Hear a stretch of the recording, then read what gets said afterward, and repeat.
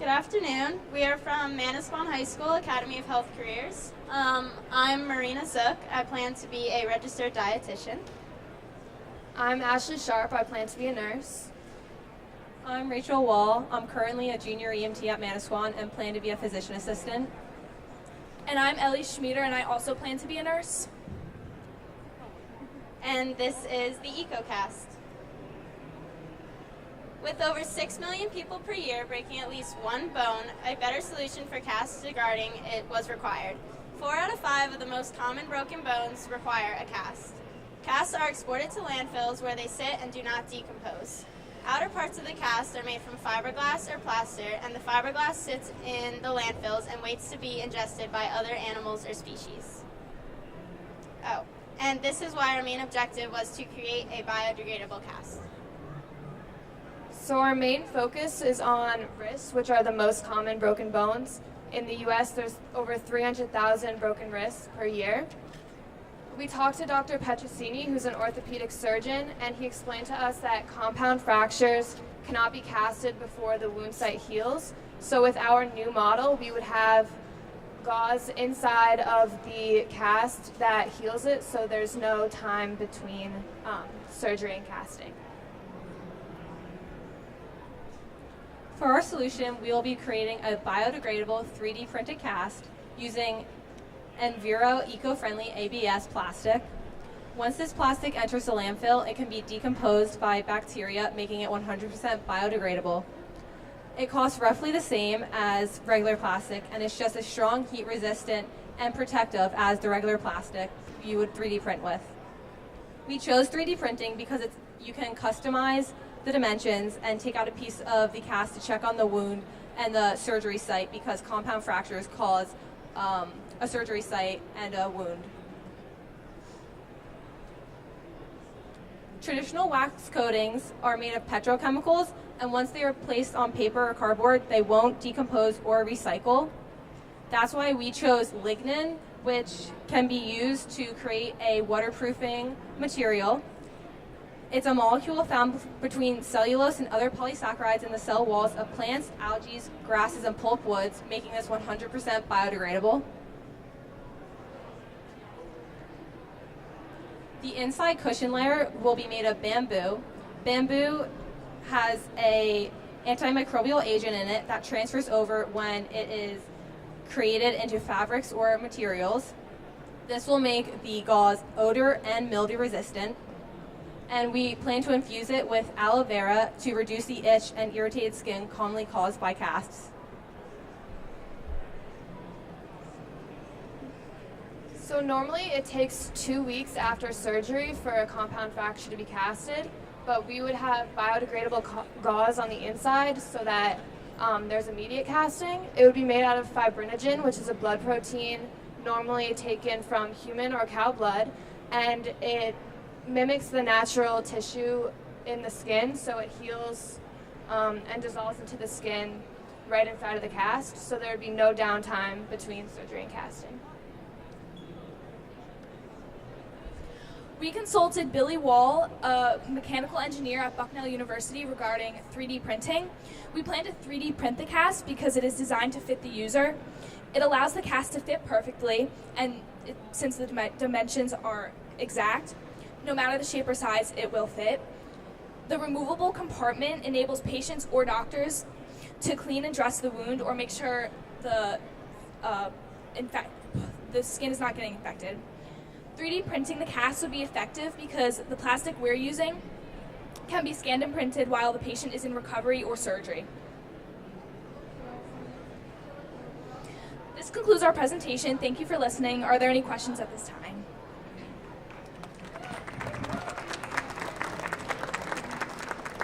So I'm just curious about how you take the measurements from the patient's limb and convert that or communicate it to the 3D printer. So we plan to use a scanner, which we actually did not have at the time we created our prototype because we created it with a home 3D printer. So that's why it's smaller than our actual cast would be. But with our method, we would use a scanner, so you'd scan the arm before you go into surgery, and once the technique is perfected, we look to adjust it based on the way the arm currently is because of the compound fracture. So once you take that into dimensions, you get the exact dimensions from the patient on your computer, and you already have a template for the cast, so you just adjust the dimensions to what we scanned. May I ask you, have you been in touch or thinking of, you may not have been in touch with them yet, the Bentley Foundation, the Bentley Corporation brings you your 3D printers. They have an innovation center right across in Pennsylvania. If you'd like to visit, you can have your teacher do this, where they bring in high school students with ideas such as yours and go into competition. What I'm looking for, I'm looking for money. Okay, let's talk. Okay, which will pay for your education as a part of the scholarship programs under Bentley Foundation. So I'd like to have you maybe offline talk to me and we can get you in contact with them, because they have many competitions in Philadelphia and in Europe with students doing the same, not the same work, but looking at 3D printing as a tool for improving the environment. That'd be awesome. Thank you so much. Now, have you spoken to the New Jersey Hospital Association or the Medical Association in regards to this, to get their backing and support? We haven't talked to any specific hospitals, but we did talk to Dr. Anthony Petrosini, who's an orthopedic surgeon in our area, and just to get some of the information, but we would love to talk to other hospitals to get more. If you go through the New Jersey Hospital Association, that covers just about every hospital in New Jersey. It's called the New Jersey Hospital Association. It's in Princeton, New Jersey. Yeah, that would be great.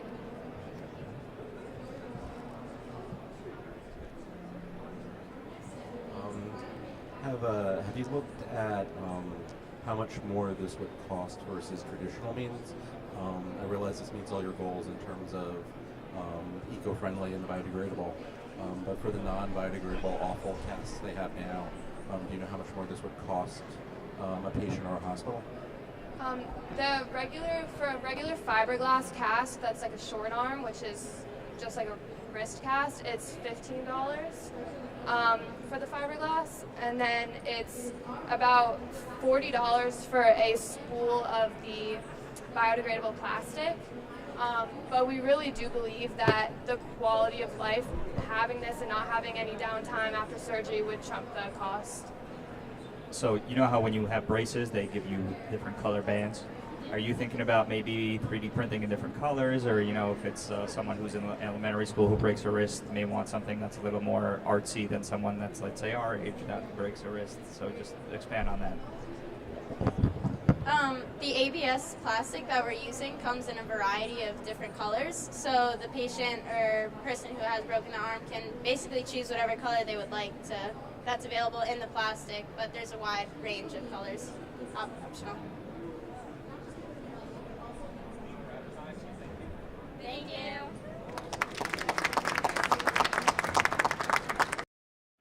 We're here at the Steam Tank Final with some high school students from Manasquan High School who have the EcoCast.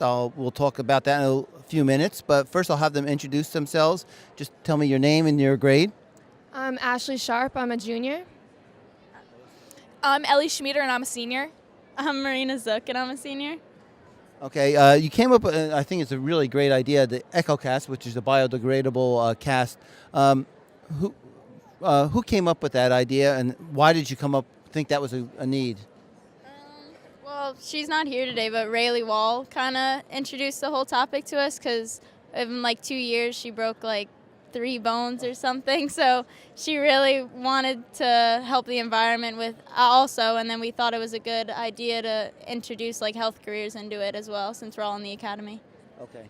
And that was going to be my question. Did anyone ever break a bone? So, okay. Because if you've had the cast, you know what it's like. So what does this cast really do? I'll ask you this time. How does it work, and some basics about it? So it is recyclable. Usually casts are just thrown into landfills and animals, ingest it, so it kills all species. So basically it now decomposes, and more eco-friendly. There's no mildew or odor, so it is less itchy, it's just more manageable for a patient to use. And I also noticed on one of them you have like a kind of a door that the doctor can get into to examine the wound. Yeah, well, it's because it's 3D printed, we can actually print a door right into it, so you can open it and heal the wound, whatever you need to do, without actually having to take the cast off and recasting. Okay, so I asked everyone here, there were 400 entries, and you made it to the finals. How did you find out, and how did you feel? Well, after the finals, obviously, we were waiting on Monday, we were all waiting in school, kept refreshing our email, trying to see if we were coming back or not. And then we got an email from Miss Edwards, our teacher, and I was in class with her, and I kind of turned around and I was like, "Did you see it? We're going." And she was like, "Are we really?" So we all were really excited about it. Well, good luck in that. So you're seniors, or no? No, you're junior. We'll ask. So what are your plans after high school? I plan to be a nurse, so I want to go to nursing school, nursing program. I'm very interested in the medical field, so. I want to be a registered dietitian. I'm really into the health side of everything and the nutrition, and I really want to learn more about it and go to school for that as well. Okay, you have a year to change your mind, but I do. Well, currently I am interested in nursing as well, but I have some time to definitely figure out what I want to do. well, good luck. I think it's a great idea, and a great idea came out. Some bad breaks. A bad break. She made it into a good idea. So, students from Manasquan High School.